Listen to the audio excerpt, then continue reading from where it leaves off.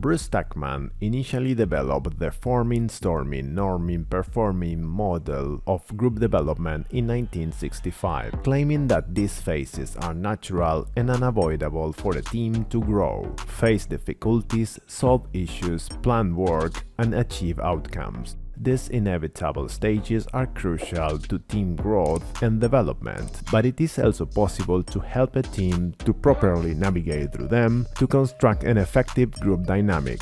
A Scrum Master should be aware of these phases to help and assist the team with its growth without rushing a team through these natural phases. We will look at these phases, and at the end of each one you will receive a bonus of what to do for your team. The Scrum Master will notice when the team is moving to a new phase because of the nature of the team's discussions. Forming phase. A new team was born. The team meets to learn about the opportunities and challenges, then sets goals and gets to work on the tasks. Team members tend to act autonomously. They may be motivated, but they are frequently misinformed about the team's difficulties and goals. Team members are normally on their best behavior, yet quite self-centered. They tend to be polite and avoid conflict.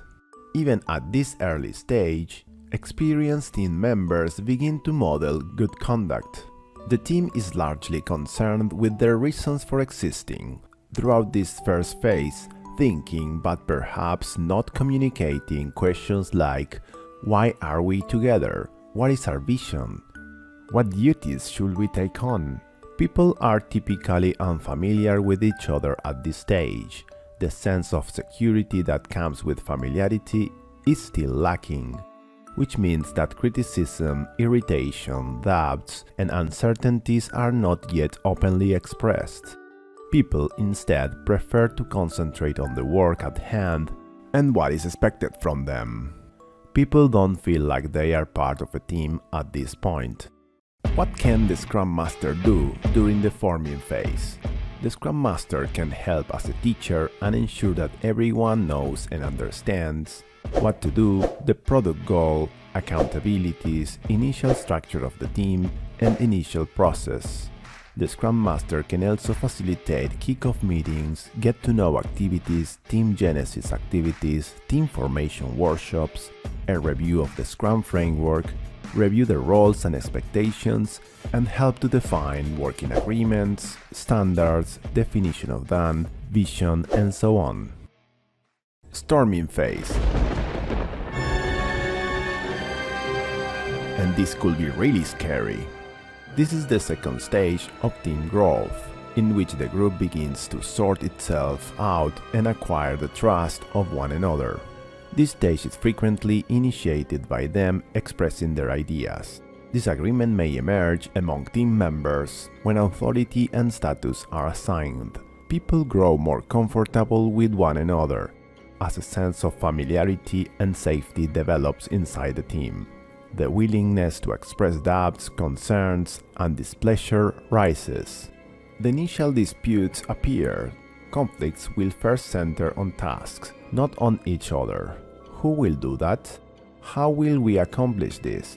However, as familiarity grows, little irritants amongst members, including you, will emerge.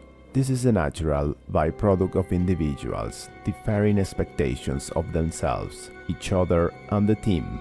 Keep in mind that disagreements can be active. People express them, or passive, no one express them, resistance or withdrawal. Although it is not always a pleasurable phase to be in, it is an important stage in the development of the team.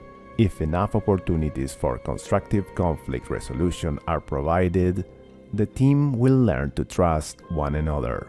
Trying to avoid this period by burying or dismissing problems is the worst thing you can do.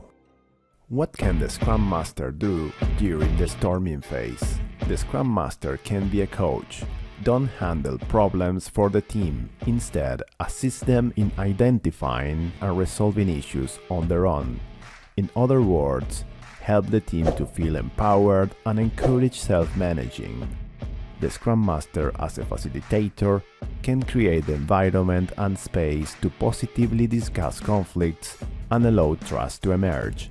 The Scrum Master can teach or reinforce the idea of a cohesive team and that there are no hierarchies within the Scrum team.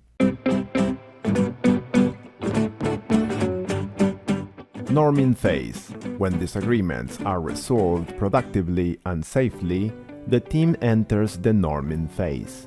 The goal of this phase is to strike a balance between what team members anticipate from one another and the team as a whole. This has to deal with features of the job, such as quality, speed, and thoroughness, as well as how individuals behave, like social norms. In other words, the team is deciding on the norms, values, and standards that will govern their collaborative work. Discussions become more task-oriented during the norming phase. This is similar to what happened in the previous phase, but in a more aware manner of the team's established standards. This is the stage at which people begin to feel a member of a loyal team. What can the Scrum Master do during the norming phase? The Scrum Master may help as a mentor. You may assist the team in determining a productive mode of operation by utilizing the Scrum framework and providing examples of other cases of your experiences when useful. The Scrum Master helps to consolidate empowerment from the organization. Performing phase. Now that there is safety in the team and a clear understanding of what is and is not important, the team can work effectively together and focus on achieving goals. People become more adaptable in their responsibilities and activities at this stage. The team self-organizes and takes decisions without supervision. A team member may fill the gap for an unavailable Scrum Master or developers to take on tough work beyond their comfort zone. The anxiety of failing or making errors has mostly subsided. Even though task-oriented debates are regular, the overall tone within the team is cheerful and productive. What can the Scrum Master do during the performing phase? The Scrum Master can help as an advisor. The team is perfectly capable of solving most problems on their own, but help them by suggesting or finding the best solutions or technique for the team to try or consider. Adjourning phase. Time to say goodbye. Every team ultimately disbands. Perhaps the team's goal has been met or the team has been disbanded for other reasons. This may be upsetting and difficult, especially for long-running teams or teams that have worked together extensively for even a short amount of time. It is critical to employ rituals and ceremonies to say farewell to the team at this time and celebrate achievements and learnings. What can the Scrum Master do during the adjourning phase? The Scrum Master is always a facilitator, but in this stage, facilitating a close-out workshop will be very appreciated. Allow individuals to express their feelings linked with departures, assist them in making sense of it, and retrospect about the journey. What do you think? Have you applied or will you apply these concepts? Tell us more in the comments below. And remember to subscribe to not miss any of our new videos. Also, let me know what agile topics you would like to learn. I will be releasing new videos every week.